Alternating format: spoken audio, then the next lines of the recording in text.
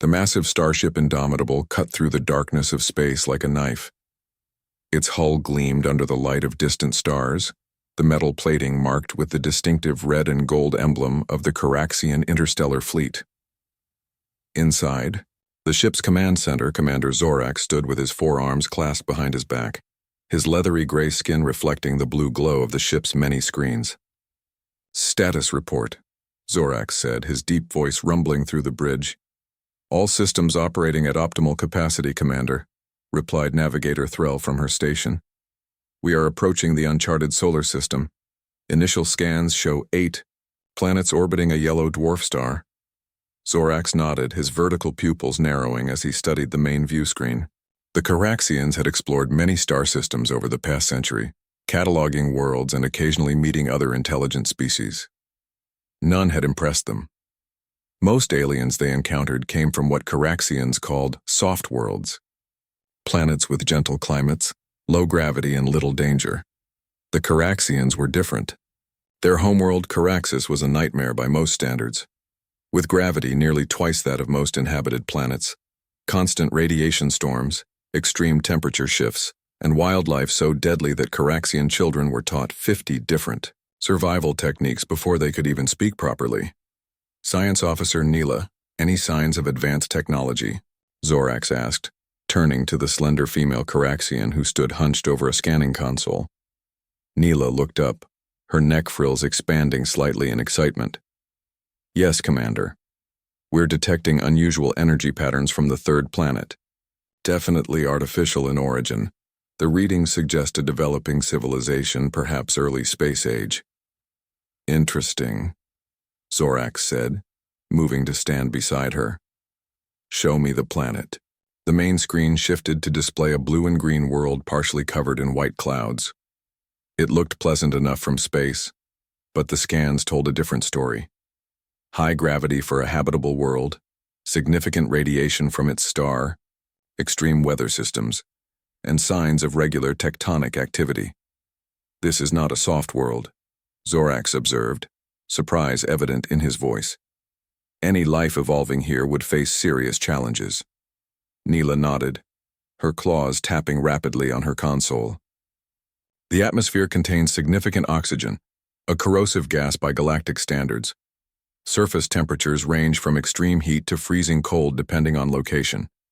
And these readings suggest regular natural disasters, storms, floods, fires. Aranlai." Bridge fell silent as the crew processed this information. They had never encountered intelligent life from anything but the most hospitable worlds. Their own harsh origins were a point of pride, the central pillar of Caraxian superiority. Their bodies had evolved to withstand conditions that would kill most sentient beings instantly.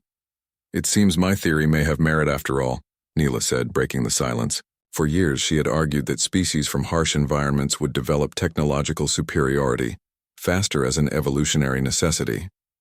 Her ideas had been dismissed by the scientific community, who pointed out that all other known spacefaring races came from gentle worlds. "Perhaps," Zorax admitted. "Though let's not jump to conclusions. These beings might have simply gotten lucky with their technology, or perhaps they've only recently moved to this harsh world." "Sir," interrupted Communications Officer Vril, his head frills flaring with urgency. "We're detecting a transmission from the planet. It appears to be a response to our presence." Zorax's 4 eyes blinked in surprise. "They detected us already? At this distance?" "Yes, Commander, the signal is directed precisely at our position." "Play it," Zorax ordered. A series of sounds filled the bridge, structured patterns that clearly represented language, though nothing like the harsh clicks and growls of Caraxian speech. "Can we translate?" Zorax asked. "Working on it," Vril replied. "Their communication technology is surprisingly sophisticated. There's an embedded mathematical sequence that appears to be a translation key." Neela moved to join him at the communication station. "These beings are more advanced than we anticipated," she said quietly. "To have developed a first contact protocol so early in their space development." Before anyone could respond, a new signal came through, this time accompanied by a visual transmission. The screen showed a bipedal creature, with pinkish-brown skin, no protective scales or plating, and only 2 arms. It wore some kind of artificial covering over most of its body and was speaking directly to the camera. "Translation coming through now," Vril announced. "Repeat. This is Captain Allison Ward of the United States Federation Ship Discovery. We detect your vessel in our solar system and welcome peaceful contact. Please respond on this frequency if you can understand our transmission." The bridge crew stared in shock. The creature appeared so fragile compared to a Caraxian. Its skin looked soft and vulnerable, with no visible natural defenses. How could such a species evolve on a world like that? Navigator Threll wondered.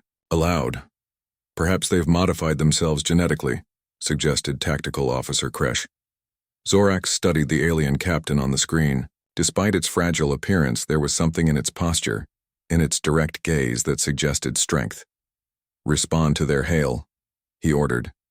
"Inform them that we are the Caraxian exploration vessel Indomitable, and we come in peace." As Vril prepared the response, Zorax added, "And arrange a meeting. I want to learn more about these humans. Tell them we propose a face-to-face encounter on neutral ground." "Sir, is that wise?" Kresh asked, his battle-scarred face showing concern. "We know nothing about them or their intentions." "My instincts tell me they're not a threat," Zorax replied. "And if I'm wrong, well, they evolved on a single harsh world. We Caraxians have conquered dozens. I doubt they present any danger we cannot handle." As the message was sent, Neela approached Zorax privately. "Commander, if these humans truly evolved on that planet, they may be more resilient than they appear. We should not underestimate them based on their physical form." Zorax gave the equivalent of a Caraxian smile, a slight parting of his armored jaw plates. "Your scientific caution is noted, Neela, but remember, we are Caraxians. We are the elite of the galaxy, forged in the fires of the harshest world known to spacefaring life. What could these soft-skinned humans possibly teach us about survival?" On the view screen, the blue-green planet continued its slow rotation around its star, seemingly peaceful from a distance. But as the Indomitable moved closer, its sensors began to pick up more details. The raging hurricanes, the erupting volcanoes, the shifting continental plates, and the millions of different life forms fighting for survival across its surface, and somewhere on that savage world, humans were preparing to meet their first alien visitors, unaware that they were about to shatter the Caraxians' most fundamental belief about their place in the universe. Captain Allison Ward stood on the bridge of the USFS Discovery, her hands clasped behind her back as she watched the alien ship grow larger on the main view screen. It was massive, at least 3 times the size of her vessel, with strange angular protrusions and a hull that seemed to shimmer with an iridescent quality. "Any response to our hail, Lieutenant Miller?" she asked without taking her eyes off the screen. Communications Officer Greg Miller adjusted his headset. "Yes, Captain. They've identified themselves as the Caraxian exploration vessel Indomitable. They say they come in peace and—" He paused, listening carefully. "They're requesting a face-to-face meeting on neutral ground." First Officer Frank Delgado raised an eyebrow. That was fast. Most first contacts involve days of communication before anyone suggests a meeting. "Maybe they're just eager to make friends," Ward replied with a small smile. "Or maybe they're sizing us up." "Either way, I'm interested." Science Officer Olivia Wright approached with a data tablet. "Captain, we're getting detailed scans of their vessel now. The technology is significantly advanced compared to ours, but not impossibly so. What's more interesting is the environmental readings from inside their ship."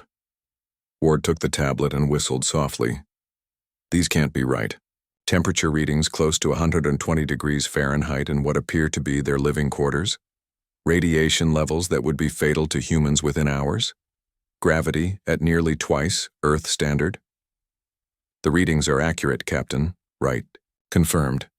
"Whatever these Caraxians are, they evolved in conditions that would kill a human." Dr. William Garcia, the ship's xenolinguist, joined the conversation. "Their language structure is fascinating. I've been analyzing their transmission, and it has elements suggesting their species evolved as both predator and prey. Many of their Words have multiple meanings depending on stress patterns, often with one meaning related to danger or survival. Ward handed the tablet back to Wright. So we're dealing with beings who come from a world even harsher than Earth. Interesting. Should we be concerned, Captain? Asked Security Chief Laura Bennett, her hand unconsciously moving toward her sidearm. Not yet, Ward replied. Let's not judge them by their environment. We've survived our own hellish world well enough. The Captain tapped her comm badge. Ward to engineering. Chief Rodriguez, how's our orbital platform coming along? Chief Engineer Daniel Rodriguez's voice came through clearly. Nearly complete, Captain. We've converted Cargo Bay 3 into a meeting space with adjustable environmental controls. We can match whatever conditions our visitors need. Good work. Prepare to detach it as a neutral meeting ground. She turned to her first officer. Frank, prepare a delegation. You, me, Dr. Garcia, Dr. Wright, and Security Officer Samantha Foster. Delgado nodded and began making preparations while the captain returned her attention to the alien vessel. Several hours later, the meeting space had been detached from the Discovery and now floated in space between the two ships. Captain Ward and her team stood in the airlock, making final checks on their environment suits. Remember, Ward said to her team, we represent not just our ship, but all of humanity. These are the first aliens we've ever met. Let's make a good impression. The inner door closed behind them, and the chamber adjusted its atmosphere to match that of the aliens. Even through their protective suits, they could feel the heat and the increased gravity pulling at their limbs. Stay loose, First Officer Delgado advised. Move slowly and deliberately.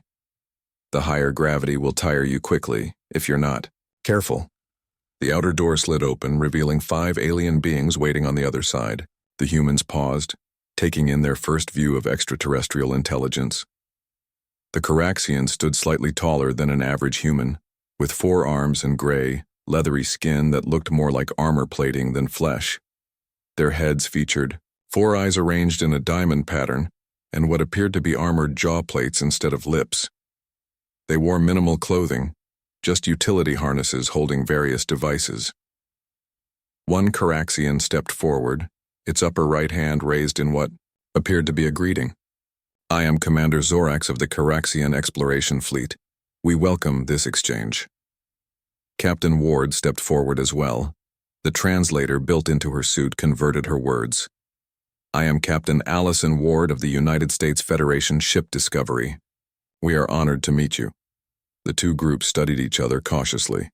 Ward could see the aliens' eyes moving over their suits with what she interpreted as curiosity. You require protection to meet with us? Zorax asked, gesturing to their suits. Yes, Ward replied honestly. The environment you find comfortable would harm us. Our bodies are adapted to different conditions. This seemed to please the alien commander. As we suspected, you come from a gentler world than ours. Few species can withstand the conditions. Caraxians find comfortable. Dr. Wright stepped forward. Actually, our world varies greatly in conditions.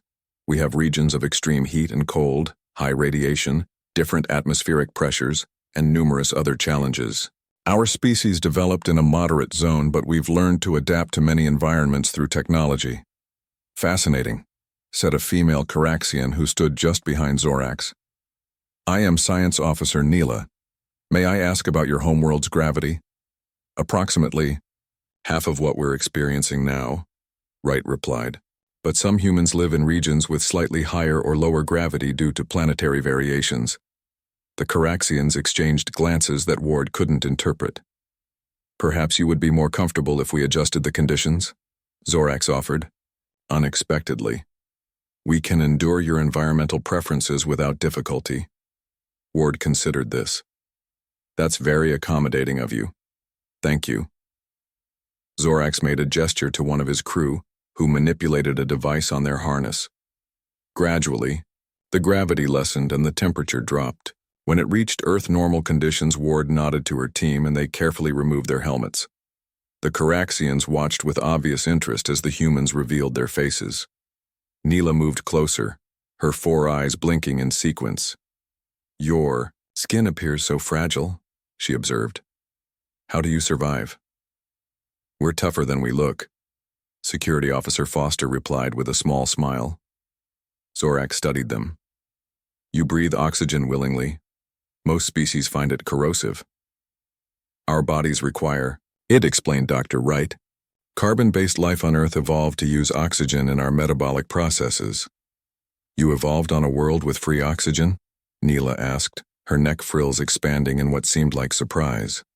And naturally high radiation levels? And varied gravitational conditions? Captain Ward nodded. Earth is quite diverse. We have deep oceans, tall mountains, vast deserts, frozen poles, dense jungles, and everything in between. Life on our world adapted to fill every possible niche. For the first time, Commander Zorak seemed genuinely surprised. This is, unexpected. We had assumed, based on your appearance and technology, that you came from a gentle world. All other spacefaring species we've encountered evolved in mild conditions. Earth is many things, Ward replied with a wry smile. But gentle isn't one of them. The meeting continued for several hours as both sides exchanged basic information about their species and cultures. As they prepared to return to their respective ships, Zorax made an unexpected proposal. Captain Ward, would your delegation consider visiting our vessel? We would be honored to show you Caraxian hospitality and demonstrate our technologies. With appropriate environmental adjustments for your comfort, of course. Ward exchanged glances with her officers before replying. We would be delighted, Commander. Perhaps tomorrow after we've both had time to analyze what we've learned today. Excellent, Zorax replied. Until tomorrow, then. As the humans returned to their ship, Zorax turned to Neela. What do you make of these humans, Science Officer? Neela's frills rippled thoughtfully. They are more complex than they appear, Commander. Their world sounds almost as challenging, as Caraxis in some ways. Different, but dangerous nonetheless. Yet they look so fragile, Zorax mused. Tomorrow we will show them true Caraxian resilience. Then we'll see how these humans compare to the only true Hellworlders in the galaxy. The human delegation from the USFS Discovery approached the Caraxian vessel in a small shuttle. Captain Ward sat beside First Officer Delgado, watching through the view screen as the massive alien ship grew larger. Up close, the Indomitable was even more impressive, its hull marked with what appeared to be battle scars and strange symbols. Remember, Ward said to her team, we're here to learn, not to compete. These Caraxians seem proud of their physical capabilities, so let's not make this a contest. Dr. Wright adjusted her data recorder. Their cultural messages suggest they value strength and endurance above all else. They may try to impress us or even test us. Let them, Security Officer Foster said with a slight smile. I grew up in Montana. My dad and I used to go camping in -40-degree weather for fun. Environmental Systems Specialist Caroline Hughes checked the portable atmosphere regulators each team member carried. These should help if they decide to show off. With environmental extremes, they'll give us about 4 hours of protection against most conditions. Their shuttle docked with the Caraxian vessel, and after a brief decontamination procedure, the airlock opened to reveal Commander Zorax and Science Officer Neela waiting to greet them. Welcome aboard the Indomitable, Zorax said, all four of his arms extended in a formal greeting. We have adjusted the conditions in the visitor section to match your environmental preferences. Thank you for your hospitality, Captain Ward replied. She noticed that despite the more comfortable conditions, the Caraxians still moved with the easy confidence of beings in their natural habitat. We have prepared a tour of our vessel, Neela explained. We thought you might be interested in seeing how we live and work in space. The tour began in what Zorax called the breeding chambers, which Dr. Garcia quietly explained to the others was likely mistranslated and probably meant living quarters. The rooms were sparse by human standards, with minimal furnishings and hard surfaces everywhere. Our young learn early to adapt to discomfort, Zorax explained as they passed a group of small Caraxians engaged in what appeared to be combat training. By age 3, a Caraxian child can survive alone in the wild for up to a week. Impressive, Ward commented diplomatically. Human children develop differently, We focus on cognitive development early, with physical training coming later. Zorax led them to a large chamber filled with various equipment. This is our physical conditioning center. All crew members must maintain peak physical condition to serve on an exploration vessel. Neela approached a large metal frame with weights attached. This is a standard strength training device. Even our scientists must be able to lift at least twice their body weight. To demonstrate, she grasped the handles and lifted the massive weights with apparent ease. The humans watched, their expressions carefully neutral. "Would any of you care to try?" Zorax asked, his tone suggesting he didn't expect them to accept. Security Officer Foster stepped forward. "I'd be happy to give it a try if you don't mind." The Caraxians exchanged glances. Zorax gestured to the equipment. "Please feel free. We can adjust the resistance to accommodate your physiology." "No need," Foster said casually. She approached the machine, studied it briefly, then gripped the handles. The humans could see her muscles tense as she applied pressure, but to everyone's surprise, especially the Caraxians, the weights began to rise. Foster completed one full repetition before carefully lowering the weights. She stepped back, her breathing only slightly elevated. "Nice equipment. Reminds me of the gym at my old military base." The Caraxians stared in undisguised shock. Neela rushed to a nearby console and checked something. That was set at Caraxian. "Standard," she said quietly to Zorax. "How is this possible?" Captain Ward decided to explain. "Humans evolved as persistence predators. We might not look it, but we have significant muscle density and mechanical advantage in our skeletal structure. Security Officer Foster is also trained specifically for strength and endurance." "Fascinating," Neela replied, her scientific curiosity clearly overcoming her surprise. "What other adaptations do humans possess?" Dr. Wright stepped forward. "We have highly efficient cooling systems. We perspire to regulate body temperature. Our endurance is also quite remarkable. Some humans can run for days with minimal rest." The tour continued to the ship's engine room, where Chief Engineer Krell explained the principles behind their faster-than-light propulsion system. The massive chamber hummed with energy, and several areas were cordoned off with warning symbols. "This section operates at radiation levels that would be lethal to most species," Krell explained. "Even we can only work here for short periods." "Lieutenant," Hughes examined the shielding with interest. "Your radiation containment is impressive but different from our approach. We focus on complete isolation rather than tolerance." Krell made a sound that the translator interpreted as laughter. "Complete isolation is impossible during emergency repairs. Sometimes one must simply endure the radiation to save the ship." "We understand," Captain Ward said. "We've had similar situations. Our engineers use protective gear, but sometimes risks must be taken." The final stop on their tour was the command center, a large circular room filled with control stations and view screens. Commander Zorax invited them to observe as the crew ran a battle simulation. The Caraxians moved with practiced precision, responding to simulated attacks and system failures. What impressed the humans most was not their technology, which was advanced but not incomprehensibly so, but their calm approach to disasters. When the simulation ended, Zorax turned to his guests. "Now you have seen how Caraxians operate. We are the product of the harshest world in the galaxy. Our bodies and minds are forged through adversity."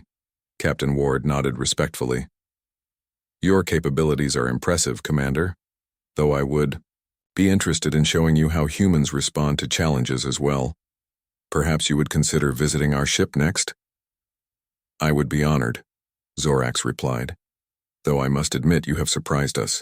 We expected beings from your world to be less resilient." "A common mistake," Dr. Wright said with a smile. "Earth may not have the same challenges as Caraxus, but it has shaped us in similar ways. We've survived ice ages, supervolcanoes, meteor impacts, and countless diseases. Those who couldn't adapt didn't survive to become our ancestors." As they prepared to return to their shuttle, Science Officer Neela approached Dr. Wright privately. "May I ask you something, Dr. Wright? Something that has been troubling me since we met?" Of course. Neela seemed to hesitate. Our historical records show that we Caraxians took nearly 3,000 years to develop space travel from our first primitive technologies. How long did it take humans? Dr. Wright considered this. From our first basic tools to reaching space? Less than 10,000 years. But the most significant developments happened in just the last few hundred. Neela's 4 eyes blinked rapidly.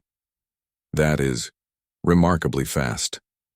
Our scientists theorized that harsh conditions would accelerate technological development, but your species appears to have outpaced even our expectations. Perhaps, Dr. Wright suggested, it's not just the harshness of the environment, but diversity that drives innovation. Earth has thousands of different biomes, forcing humans to adapt constantly to new challenges. As the human delegation departed, Commander Zorax and Science Officer Neela watched from the observation deck. These humans are not what we expected, Zorax said quietly. They may be the first species we've encountered that truly understands what it means to be forged by adversity. Yes, Neela agreed. And that makes them either valuable allies or formidable opponents. Zorax continued to watch as the human shuttle grew smaller against the backdrop of stars. Tomorrow we will visit their ship. Then we will learn if these humans truly are fellow Hellworlders, or if today was merely a performance to impress us. Little did he know how much more there was to learn about humanity's remarkable adaptability. Commander Zorax and 3 other Caraxians prepared to board the human vessel. They stood in the airlock of their shuttle, each checking the small environmental regulators attached to their utility harnesses. These devices would help them adjust to the human ship's atmosphere, which their scans showed contained less carbon dioxide and more oxygen than they preferred. Remember, Zorax told his team, we are representing the Caraxian Empire. Show strength but remain diplomatic. Science Officer Neela adjusted her data collector. I am most interested in their medical facilities. If humans truly evolved on a harsh world like they claim, their biological adaptations must be remarkable. The airlock cycled open, revealing Captain Ward and her officers waiting to greet them. The humans stood tall and confident, wearing their standard blue uniforms, rather than protective gear. Welcome aboard the Discovery, Captain Ward said with a smile. We're honored to have you as our first alien visitors. Commander Zorax stepped forward, performing the formal Caraxian greeting with all 4 arms. The honor is ours, Captain. We look forward to learning more about your species and your vessel. As they moved through the ship's corridors, the Caraxians noticed the diverse crew. Humans of different colors, sizes, and shapes worked together seamlessly. This was different from Caraxian ships where genetic diversity was much narrower. Your crew shows significant variation, Neela observed. Is this common among humans?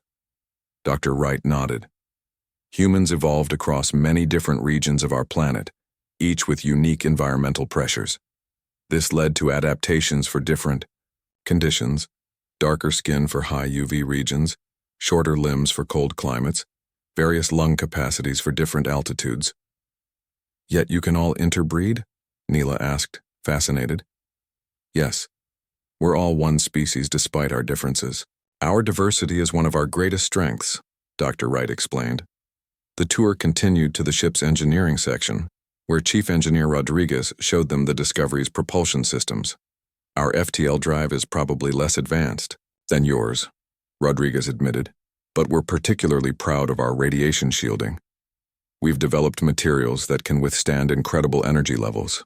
Tactical Officer Kresh of the Caraxian delegation examined the engine core with interest. Impressive efficiency for such a new spacefaring species. Your engineers must be quite resourceful. We have to be, Rodriguez replied with a shrug. When something breaks in deep space, you can't call for help. The tour proceeded to the ship's gymnasium, where several crew members were exercising. The Caraxians watched as humans lifted weights, ran on treadmills, and sparred in a padded area. Physical fitness is important to us too, Captain Ward explained, especially on long missions. A strong body helps maintain a strong mind. Your exercise equipment is different from ours, Zorax observed, less focused on pure strength. Humans train for multiple aspects of fitness, explained Security Officer Foster. Strength, speed, endurance, flexibility, and coordination are all important. Foster gestured to two crew members grappling on a mat. That's a martial art called judo.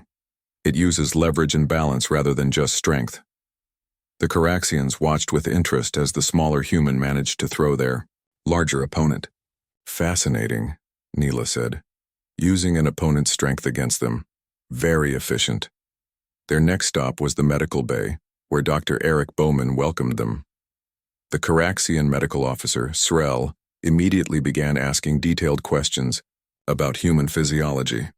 Your cellular structure is remarkable, Srel commented after viewing microscope slides of human tissue samples. Your cells can repair radiation damage much faster than most species. We evolved under higher background radiation than many worlds, Dr. Bowman explained.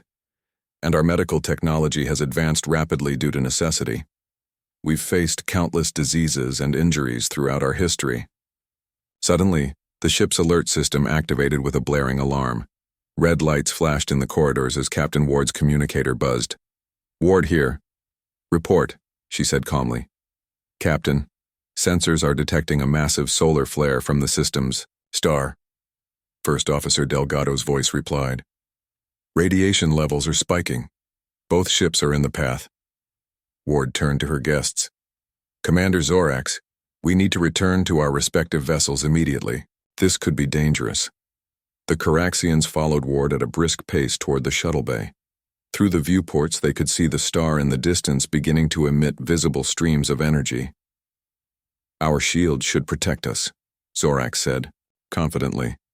Caraxian vessels are built to withstand extreme radiation. So are ours, Ward replied. But this reading is off the charts. We've never seen a flare this intense. They reached the shuttle bay just as another alert sounded. Engineer Rodriguez ran up to them, his face grim. Captain, we have a problem. The Caraxian shuttle's shielding was damaged during docking. It won't withstand the radiation burst. Commander Zorax's neck frills flattened in concern. We need to return to our ship immediately. The Indomitable's shields are stronger than yours. There's no time, Ward replied, checking the readings on a nearby console. The radiation wave will hit in less than 10 minutes. Your shuttle would be caught in open space. What do you suggest, Captain? Zorax asked, his voice tense. Stay aboard the Discovery. We'll ride out the storm together. The Caraxians had little choice but to agree. They followed Ward to the bridge, where the crew was working frantically to prepare for the incoming radiation wave. Shields at maximum, reported Lieutenant Miller. All crew ordered to radiation shelters. Time to impact? Ward asked. 7 minutes, Captain. Suddenly, a communication came in from the Indomitable. It was Tactical Officer Vril looking concerned. Commander, we have a critical situation. The primary shield generator is malfunctioning. We need immediate repairs or the ship will sustain severe damage. Zorax turned to Ward. Captain, my ship is in danger. I must return immediately. That's suicide, Commander, Ward replied. Even with protection, you'd receive a lethal dose before reaching your vessel. Science Officer Neela studied the readings. The repair would require at least 3 crew members to enter a highly radioactive area, Captain. Even Caraxians could not survive the exposure. Chief Engineer Rodriguez stepped forward. What if we helped? Our environmental suits might buy enough time to make the repairs. Your suits couldn't possibly withstand those radiation levels, Zorax said dismissively. Maybe not alone, Rodriguez replied, but combined with your natural resistance and some additional shielding. He turned to Captain Ward. Permission to volunteer for a repair team, Captain. Ward considered this for a moment, then nodded. Assemble your team and prepare the shuttle. We have less than 6 minutes. As Rodriguez left to prepare, Zorax looked at Ward with new respect. Your engineer is willing to risk his life for our ship? That's what we do, Ward replied simply. When lives are at stake, we find a way. The solar flare continued to build, its deadly radiation racing toward both vessels as the humans and Caraxians prepared for a desperate repair mission that would test the limits of both species. Chief Engineer Rodriguez and his team worked quickly to prepare for the dangerous mission. Lieutenant Karen Whitaker and Ensign Isaiah Jefferson volunteered to join him. They gathered in the shuttle bay where Dr. Bowman was applying additional radiation protection to their environmental suits. "These won't give you perfect protection," Dr. Bowman warned as he finished the modifications. "Even with these shields, you'll be exposed to dangerous levels of radiation." Rodriguez nodded. "How long do we have?" 20 minutes at most before. "You need to evacuate," Dr. Bowman replied. "After that, even our medical treatments won't be enough." Commander Zorax approached with Science Officer Neela and Tactical Officer Kresh. They wore their standard uniforms with additional equipment attached to their harnesses. "My officers will accompany you," Zorax said. "They know the systems that need repair." Captain Ward joined them, her face serious. "The radiation wave will hit in 5 minutes. You need to launch now to reach the Indomitable before impact." The mixed team of humans and Caraxians boarded the shuttle. As they launched, from the Discovery they could see the star in the distance, angry red tendrils of energy beginning to reach out into space. "We have 4 minutes until the wave hits," Whitaker reported from the pilot's seat. "ETA to Indomitable is 3 minutes. In the rear of the shuttle, Rodriguez and Neela reviewed the repair plans. The Caraxian ship's main shield generator had suffered damage to its cooling system. Without proper cooling, the generator would overheat and fail when the radiation wave hit. "The repair zone will be the hottest part of your ship," Rodriguez said. "How bad is it?" Neela's neck frills flattened. "The temperature will be near 200 of your Celsius degrees. The radiation will be intense. Even for Caraxians, it would mean death within 30 minutes. Rodriguez nodded grimly. "Then we'll have to work fast." The shuttle docked with the Indomitable with just 1 minute to spare. As they rushed through the airlock, they could feel the massive ship humming around them as it prepared for the coming storm. "This way," Tactical Officer Kresh said, leading them through corridors that grew increasingly warm. The human suits began cooling systems activated automatically, but they could still feel the heat pressing in. They reached a heavy door marked with Caraxian warning symbols. Beyond it lay the shield generator room. Kresh entered a code and the door slid open, releasing a wave of heat that made even the Caraxians step back. "The cooling system is through there." Neela pointed to a series of pipes and conduits on the far side of the room. "We need to replace the main regulator and reroute the coolant flow." The 3 humans and 2 Caraxians entered the room just as the ship's alert system blared. The radiation wave had arrived. "Shields at 60% and falling," a voice announced over the communication system. "Generator temperature rising." They moved to the cooling system and began work immediately. The Caraxians, with their forearms and natural heat resistance, handled the heavy components while Rodriguez directed the repairs. Whitaker monitored their suit radiation levels while Jefferson assisted with the technical work. "Bypass that junction," Rodriguez instructed, pointing to a cluster of pipes. "We need to create a temporary cooling loop until the main system is back online." They worked frantically as the ship shuddered around them. The radiation levels continued to climb, and despite their protection, the humans began to feel the effects. Jefferson winced as he connected a set of coolant lines. "You okay?" Rodriguez asked. "Fine, sir," Jefferson replied, though his face was pale beneath his helmet. "Just a headache." 15 minutes into the repair, disaster struck. A power surge caused one of the coolant pipes to rupture, spraying corrosive fluid across the room. Most of it hit Jefferson's suit, eating through the outer layer of protection. "Jefferson!" Whitaker shouted as the young ensign stumbled backward. Neela rushed to him, using her body to shield him from further spray. "The suit integrity is compromised," she reported. "He's being exposed to direct radiation." Rodriguez made a quick decision. "Whitaker, get him back to the shuttle, now." "I'm not leaving," Jefferson protested weakly. "That's an order, Ensign," Rodriguez said firmly. "We're almost done here." As Whitaker helped Jefferson toward the exit, Rodriguez turned to the Caraxians. "We need to finish this fast. How much longer?" 3 minutes to complete connections, Kresh replied, his forearms working rapidly. "But someone needs to manually initialize the system from the control panel when we're done." Rodriguez nodded. "I'll do it. Just tell me what buttons to push." They completed the physical repairs just as the ship's computer announced. Shields at 30%. Critical failure imminent.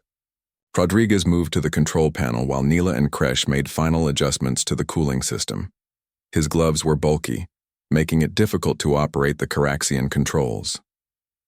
Remove your outer gloves, Neela suggested. You'll need precise control. That will expose my hands to radiation, Rodriguez pointed out. We have no choice, Kresh replied. Rodriguez peeled off his outer gloves, wincing as the heat immediately burned his skin. Following Neela's instructions, he input the complex sequence needed to restart the cooling system. It's working, Kresh announced as the cooling system hummed to life. Temperature dropping. Shield stabilizing at 40%, the computer reported. Holding. They made their way back to the shuttle where Whitaker was tending to Jefferson. The young ensign was conscious but clearly ill from radiation exposure. How is he? Rodriguez asked as he collapsed into a seat, cradling his burned hands. Alive, Whitaker replied grimly. But we need to get him to Dr. Bowman immediately. They returned to the Discovery where medical teams were waiting. Dr. Bowman immediately took Jefferson to the medical bay while treating Rodriguez's burns with a special spray. Hours later, when the radiation storm had passed, Commander Zorax requested a meeting with Captain Ward. They gathered in the conference room, both crews looking tired but relieved. Your engineer saved my ship and crew, Zorax began formally. The Caraxian Empire owes you a debt of gratitude. How is Ensign Jefferson? Neela asked with genuine concern. He'll recover, Dr. Bowman reported. His cells are already repairing. The radiation damage. Humans have remarkable healing capabilities. Zorax nodded thoughtfully. We have misjudged your species, Captain Ward. We thought we were unique in the galaxy, the only ones forged by a harsh world. But humans are every bit as resilient as Caraxians, just in different ways. We each have our strengths, Ward replied. Yours is direct power and resistance. Ours is adaptability and healing. Together, we would make formidable allies, Zorax suggested. I was thinking the same thing, Ward smiled. There's a lot our peoples could learn from each other. Later, as the Caraxians prepared to depart, Science Officer Neela approached Dr. Wright with a data device. I've compiled our research on radiation resistance, she said. It might help your medical team treat future cases like Ensign Jefferson's. Thanks, you, Dr. Wright replied, offering her own data chip in return. This contains our studies on cellular regeneration. Perhaps it will benefit your people as well. On the bridge of the Indomitable, Commander Zorax watched as the Discovery grew smaller in the view screen. He turned to his first officer. Send a message to the High Command, he ordered. Inform them we have encountered another Hellworld species, one worthy of respect and alliance. Do you think they will understand, Commander? The first officer asked. Zorax thought about the humans, their diversity, their adaptability, their willingness to risk themselves for others. Perhaps not at first, but they will learn, as we have learned. The galaxy is more complex than we imagined, and we are not alone in our strength. As both ships prepared to go their separate ways, Captain Ward stood on her own bridge, watching the Caraxian vessel. Set course for home, she ordered, and prepare a full report for Earth Command. They're going to be very interested in our new friends. The Discovery's engines hummed to life as the ship turned toward Earth. Behind them, the Indomitable did the same, heading for Caraxus. Two ships from two Hellworlds, carrying the promise of a new alliance between species who understood what it meant to be forged by adversity and emerged stronger.